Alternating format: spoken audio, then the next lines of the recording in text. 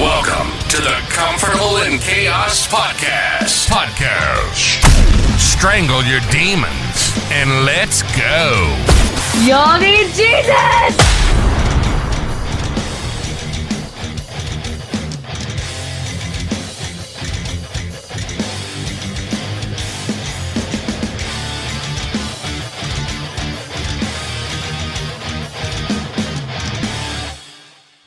He was 18 and wasted.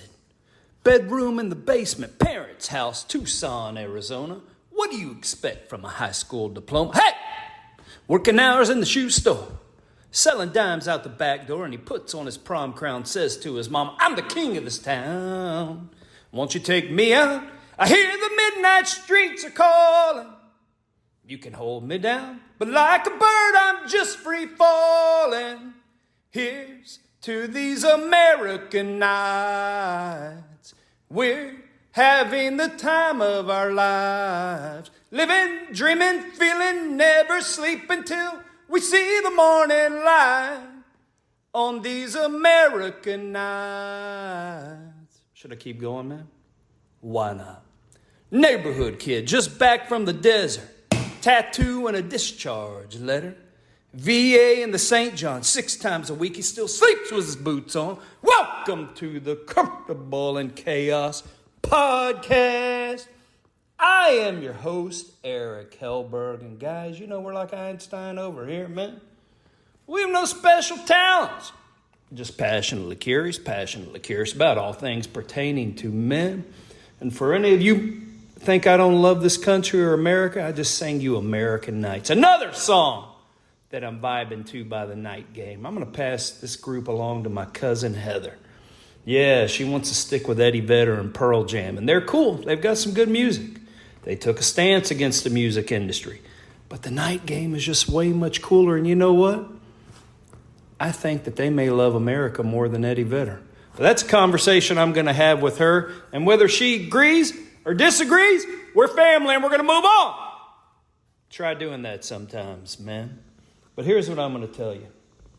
We're not going to forget what the leadership of this country has done to this once great nation. We are not going to forget. Did you know, I like tying things together. We started off this week saying we need to have a foundation. We need to tie ourselves. Hell, you choose the knot. I don't care if it's a bowline. I don't care if it's a figure 8.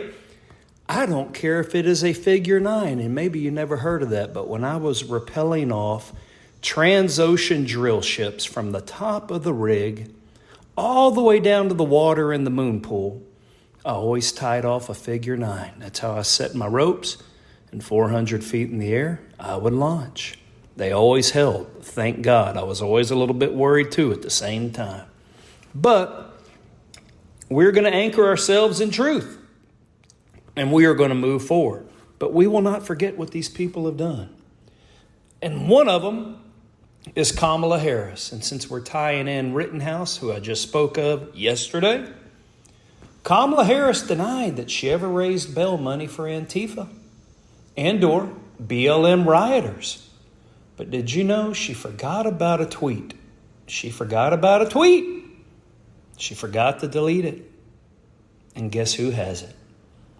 And here's from Kamala Harris. Oh, yeah. If you're able to, chip in now to the @MN Freedom Fund, meaning Minnesota, to help post bail for those protesting on the ground in Minnesota. Well, guess what? Kyle Rittenhouse took care of business. And at least that protest, it was kind of vanquished. Once that boy was thrown to the ground, leveled up his rifle, shot those 2 dudes down, both white. And I guess everyone scattered. But yeah, Kamala, you were raising money for them, weren't you? You know what I also don't forget? I don't forget, and since we talked about Michael Bloomberg and we talked about it's impossible for a 19-year-old, although how many 19-year-old service members throughout our history have yielded a weapon, used it with deadly accuracy, and put down the foes of the United States. Thank you, Michael Bloomberg. But it harkens me back to when, do you remember good old Barack Obama? He didn't like President Assad for some reason. Boy, oh boy, and we haven't heard about President Assad, have we? Spit, But Obama kept giving him a red line, a line in the sand. Oh, yeah. And said if he crosses that red line, but President Obama would repeatedly define what the red line was. And he said if President Assad used chemical weapons on his own people, that we would invade. The U.S. military would go. Now, do you remember? Then for approximately 2 months, they said that Assad had utilized chemical weapons on his own people. But the U.S. military never really went, did it? I mean, we were already in theater. We were right next door. We had all of our infrastructure in place before we gave it all away. Money, weapons, everything known to man, got everyone else killed. But that would have been a great time to go after the Assad regime, right? Well, here's what happened, excuse me. Those chemical weapons, once the viable investigatorial agencies took a closer look, they had all the earmarks of our very own chemical weapon stockpiles. I'm going to tell you that Barack Obama unleashed a false flag in Syria to try to send us into another war. But at that time, some of these sane generals were still in place that he had not purged with the dress wearers and the makeup wearers. Therefore, he was stymied in his efforts. Oh, yeah. But one thing Obama did say, if we weren't going to go in because he was lying, the whole defense and intelligence apparatus was lying on his behalf, was that we will now arm Syrian rebels with these are his exact words, Syrian rebels that want freedom with assault rifles to combat this totalitarian regime. How'd that work out for you, Barry? But then later on, 3 weeks later, in an address to the American people, President Obama said, there is no reason for any American to have an assault rifle. Really? We just talked about Kyle Rittenhouse last episode. He dispatched a whole BLM Antifa riot with one rifle. But you will give a Syrian rebel and or rebels thousands of rifles, but you don't want one American to have a similar rifle. That gives you room for pause, does it not? Well, good enough. Okay, break. Time for station identification, like we used to say in the old days, but we're going to call this a message from our sponsor. Although I'm speaking on their behalf, Old Country Soap, oldcountrysoap.com, the best soap in the world, the most cost-effective way to lather, protect, and look after your skin. It will get you clean as a zippity-doo-dah, as a whistle, and you will be proud at how cost-effective it was. Made of bentonite clay, essential oils. It is cured for 1 month. You can get the 5-ounce bars, which are the most common. You can buy the tallow-enriched bars. You can use it for shampoo. You can get the wildflower bars in multicolored packs.